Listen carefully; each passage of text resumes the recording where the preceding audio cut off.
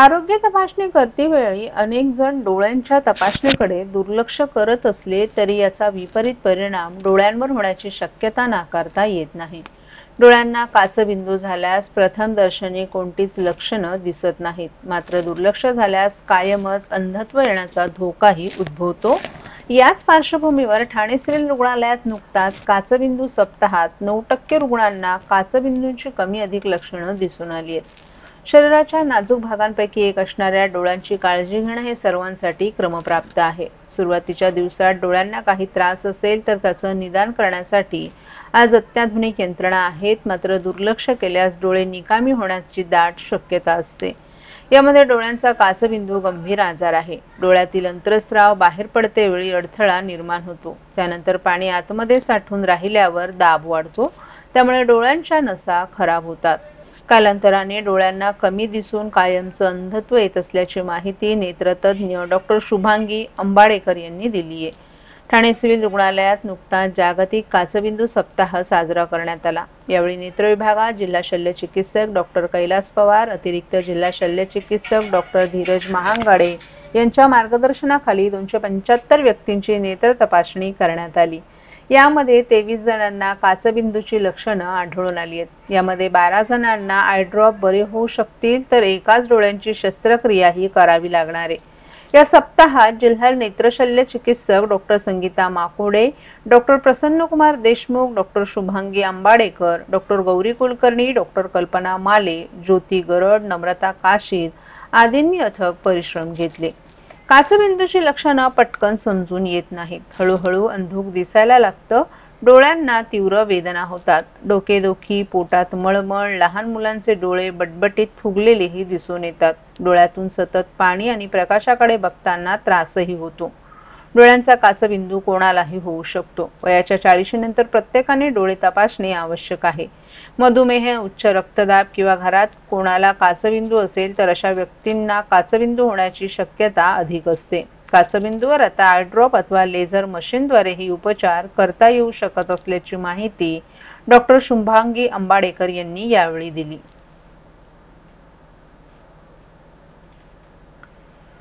क्रूरकर्मी औरंगजेबाने छत्रपती संभाजी महाराजांचा 40 दिवस अमानुष छळ केला. औरंग्याची कबर हा महाराष्ट्राला लागलेला कलंक असून तो पुसण्यासाठी सुरू असलेली आंदोलनं ही जनभावना आहे. औरंग्या महाराष्ट्राला उद्ध्वस्त करायला आला होता. देशातील सच्चा मुसलमान देखील औरंग्याचं उदात्तीकरण करणार नाही. मात्र विरोधकांचा औरंग्या नातेवाईक लागतो का? औरंग्याचं उदात्तीकरण करणाऱ्यांना जनाची नाही मनाची लाज वाटायला हवी, अशी खरमरीत टीका उपमुख्यमंत्री एकनाथ शिंदे यांनी केली आहे. विधानभवन परिसरात ते पत्रकारांशी बोलत होते. छत्रपती संभाजी महाराजांना धर्म परिवर्तनासाठी 40 दिवस औरंग्यानं अगणित अत्याचार केल्याचंही उपमुख्यमंत्री एकनाथ शिंदे यांनी सांगितलं. मात्र तरीही त्याच्या पुढे संभाजी महाराज झुकले नाहीत. देशासाठी, धर्मासाठी छत्रपती संभाजी महाराजांनी बलिदान केलं. त्यामुळे औरंग्याचा कलंक महाराष्ट्रातून पुसला जावा अशी लोकांची भावना असल्याचंही शिंदे यांनी सांगितलं. या देशावर ब्रिटिशांनी आक्रमण केलं आणि राज्य केलं. मात्र भारताला स्वातंत्र्य मिळाल्यानंतर ब्रिटिश सत्तेचा कलंक पुसण्यात आला. तशाच प्रकारे क्रूर अत्याचारी औरंग्याचा कलंक महाराष्ट्रातून पुसला पाहिजे. औरंग्याचं उदात्तीकरण करणं म्हणजे देशद्रोह असून त्यांना महाराष्ट्र माफ करणार नाही. अबू आझमींवर गुन्हा दाखल झाला असून त्यांना अधिवेशनातून निलंबित करण्यात आलं असल्याचंही उपमुख्यमंत्री एकनाथ शिंदे यांनी सांगितलं. जे लोक औरंग्याच्या समर्थनासाठी पुढे येतील त्यांच्यावर कडक कारवाई केली जाईल असा इशाराही शिंदे यांनी दिलाय. औरंग्याच्या क्रूर शासनाची तुलना महाराष्ट्राच्या मुख्यमंत्र्याशी करणाऱ्या काँग्रेस प्रदेशाध्यक्ष हर्षवर्धन सपकाळ यांच्यावर उपमुख्यमंत्री शिंदे यांनी सडकून टीका केली. राज्य सरकारनं सपकाळ यांच्यावर अत्याचार केलेत का, अमानुष छळ केला का, असा सवालही उपमुख्यमंत्री शिंदे यांनी उपस्थित केला. छत्रपती शिवाजी महाराजांच्या विचारांवर राज्य सरकार काम करत आहे. गोरगरिबांना न्याय देण्याचं काम केलं जाते. मुख्यमंत्री असताना 2.5 वर्षात अनेक कल्याणकारी योजना राबवल्या. त्यामुळे जनतेनं अभूतपूर्व विजय मिळवून दिला. नागपूरमध्ये समाजकंटकांनी केलेल्या भाड हल्ल्याचाही उपमुख्यमंत्री शिंदे यांनी तीव्र शब्दात निषेध केला. 2 समाजात तेढ निर्माण करणाऱ्या समाजकंटकांवर कठोर कारवाई केली जाईल असंही त्यांनी सांगितलं. नागपूरमधील परिस्थिती नियंत्रणात आहे. राज्यात कायदा सुव्यवस्था राखण्यासाठी नागरिकांनी पोलिसांना सहकार्य करावं असं आवाहन देखील त्यांनी केलं आहे.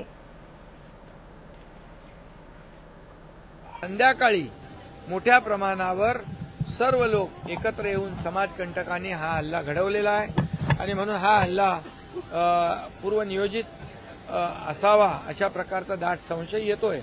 त्यामुळे पोलीस त्याचं चौकशी करतीलच आणि त्याच्यामधून मुळाशी जातील.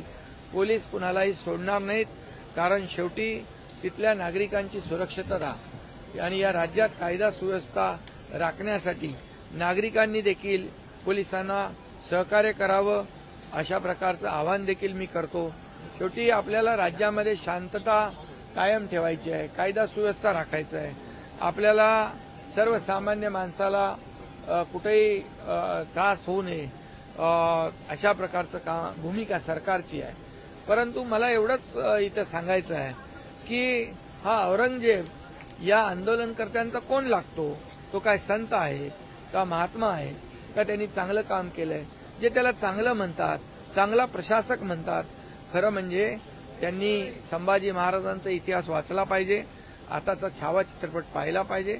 ज्या क्रूर कर्म्या औरंगजेबाने छत्रपती संभाजी महाराजांचा हलाल केले, तुकडे तुकडे केले, डोळे काढले, नख छाटली, त्यांची जीभ छाटली, अंगावरची सालटी सोडली, त्याच्यावर गरम तेल ओतलं, मीठ टाकलं, अशा अनंत यातना, अनन्वित छळ 40 दिवस आपल्या छत्रपती संभाजी राजांचा ज्यांनी केला त्याचं समर्थन करणं म्हणजे खऱ्या अर्थाने आपल्या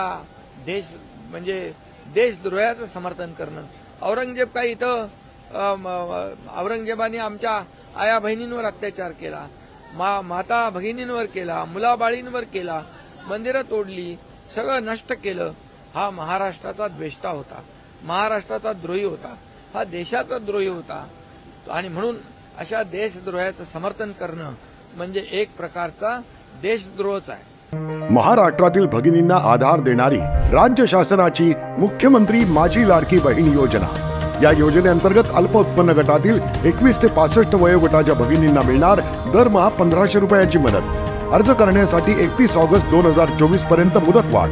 कुटुंबाचं वार्षिक उत्पन्न 2.5 लाख रुपयांपेक्षा कमी असलेल्या महिला पात्र. कुटुंबाकडे पिवळं किंवा केशरी रेशन कार्ड असल्यास उत्पन्नाचा दाखला आवश्यक नाही. पांढरं रेशन कार्ड असेल किंवा रेशन कार्ड नसेल तर कुटुंबाचं वार्षिक उत्पन्न 2.5 लाखांपेक्षा कमी असल्याचा दाखला आवश्यक. योजनेसाठीचा ऑनलाईन अर्ज नारी शक्ती दूत ॲपवरून किंवा पोर्टलवर भरता येईल. ज्या भगिनींना ऑनलाईन अर्ज भरता येत नसेल त्यांच्यासाठी अंगणवाडी, ग्रामपंचायत, वॉर्ड ऑफिस, सेतू सुविधा केंद्रामध्ये किंवा आशाताई बचत गटाच्या CRP यांची मदत उपलब्ध. आता आपल्याला अभिमानानं म्हणता येईल, सुखी आणि सुरक्षित आहे माझी लाडकी बहीण. पंतप्रधान नरेंद्र मोदी यांच्या नेतृत्वाखाली भारतीय रेल्वेच्या माध्यमातून संपूर्ण देशाला जोडलं जात आहे. त्याचबरोबर महाराष्ट्राच्या रेल्वे विकासात गेल्या दशकभरात ऐतिहासिक बदल घडले आहेत. ठाणे आणि मुलुंड स्टेशन दरम्यानच्या नवीन रेल्वे स्थानकाच्या कामाला गती द्यावी. दिवा रत्नागिरी पॅसेंजर ट्रेन पुन्हा दादरपर्यंत सुरू करावी. कोकणच्या सर्व गाड्यांना दिवा स्थानकावर थांबा द्यावा. कल्याण पुणे लोकल करावी. दिवा वसई लोकल सेवा वाढवावी. रेल्वे कर्मचाऱ्यांसाठी राखीव असलेल्या स्पेशल ट्रेनमध्ये ज्येष्ठ नागरिक, विद्यार्थी यांच्यासाठी काही राखीव जागा ठेवाव्यात. अशा आणि प्रवाशांना अनेक सोयी सुविधा देण्याच्या विविध मागण्या खासदार नरेश म्हस्के यांनी संसदेत केल्या आहेत. लोकसभेत रेल्वे मंत्रालयाशी संबंधित अनुदानित मागण्यांवर चर्चा करताना ठाणे लोकसभेचे खासदार नरेश म्हस्के यांनी ठाणे, कल्याण, भिवंडी, पालघर लोकसभा मतदारसंघातील रेल्वे प्रवाशांच्या अडचणी, सोयी सुविधा आणि त्याचबरोबर नवीन गाड्या सुरू करण्यासंदर्भात आग्रही मागण्या केल्यात. भारतीय रेल्वे ही फक्त एक प्रवासाची सुविधा नाही, तर ती भारताच्या प्रगतीचा वेग आहे. एक ठाणेकर म्हणून माझ्या मनात या मंत्रालयाबद्दल एक विशेष स्थान आहे, कारण आजपासून सुमारे 172 वर्षांपूर्वी भारताची पहिली रेल्वे मुंबई ते ठाणे दरम्यान धावली होती. तो ऐतिहासिक क्षण आजही ठाणेकरांच्या आठवणीत जिवंत आहे. आता 170 वर्षांनंतर देशाची पहिली बुलेट ट्रेनही ठाणे मार्गे मुंबईला जाणार आहे. विशेष म्हणजे मुंबई ठाणे दरम्यान देशातील पहिली अंडर सी टनेल म्हणजेच समुद्राखालून जाणारा बोगदा बांधण्याचं ऐतिहासिक काम सुरू झाले। हे आधुनिक तंत्रज्ञान आजपर्यंत फक्त जगभरात केवळ 5 देशांकडे होतं, परंतु आता भारतही त्या यादीत सामील झालाय। हे शक्य झालं ते पंतप्रधान नरेंद्र मोदी, रेल्वे मंत्री अश्विनी वैष्णव आणि संपूर्ण रेल्वे विभागाच्या अथक प्रयत्नांमुळे। त्यासाठी खासदार नरेश म्हस्के यांनी त्यांचं कौतुक केलं।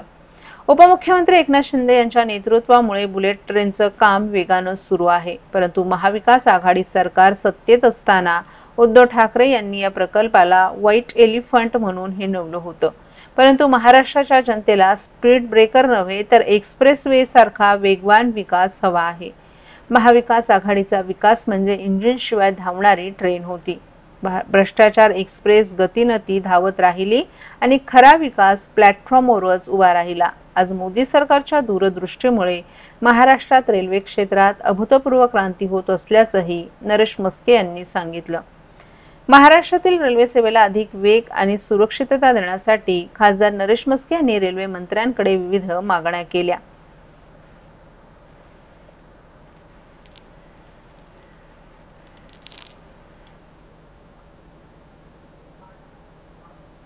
गणेशोत्सवासह शिमगोत्सव हा कोकणी चाकरमान्यांचा अत्यंत आत्मीयतेचा सण। या सणासाठी ठाणे मुंबईतील अनेक चाकरमानी आवर्जून गावी जातात। मात्र ज्यांना काही कारणांनी गावी जाणं शक्य होत नाही त्यांच्यासाठी संघर्ष सेवाभावी संस्थेच्या वतीनं डॉ. जितेंद्र आव्हाड यांच्या मार्गदर्शनाखाली कळवा येथे शिमगोत्सवासह भव्य पालखी नृत्य स्पर्धेचं आयोजन करण्यात आले। रविवारी 23 मार्च रोजी दुपारी 4 वाजता कळवा येथील भूमिपुत्र मैदान खारलँड कळवा येथे हा कोकणचा शिमगोत्सव पारंपरिक प्रकारे साजरा करण्यात येणार आहे। यावेळी रत्नागिरीतील उक्षी या गावाची जागृत ग्रामदेवता देवी वाघजाई मातेची पालखी देवीचा कौल घेऊन आणण्यात येणार आहे। या पालखी उत्सवानिमित्त पालखी नृत्य स्पर्धेचंही आयोजन करण्यात आलं असून रत्नागिरी आणि रायगड या जिल्ह्यांमधील अनेक नामवंत पालखी नृत्य संघ सहभागी होणार आहेत। या निमित्तानं कोकणातील पालखी उत्सव आणि देखाव्यांसह पारंपरिक पालखी नृत्य हे ठाणे मुंबईकरांना अनुभवता येणार आहे। विशेष म्हणजे यंदा प्रथमच रत्नागिरीतील आंबेशेत येथील महिला पथक पालखी नृत्य सादर करतील। या स्पर्धेतील प्रथम विजेत्यास 1,51,000 रुपये आणि आकर्षक चषक, द्वितीय विजेत्यास 1,01,000 रुपये आणि आकर्षक चषक, तृतीय विजेत्या संघाला 51,000 रुपये आणि आकर्षक चषक, तर सर्व सहभागी संघांना प्रत्येकी 25,000 उत्तेजनार्थ पारितोषिक आणि सन्मानचिन्ह देऊन गौरवण्यात येणार आहे। या संदर्भात अधिक माहितीसाठी अरुण नागवेकर, वांद्रे, तालुका संगमेश्वर यांना 9405080085 या क्रमांकावर संपर्क साधावा असं आवाहन करण्यात आले।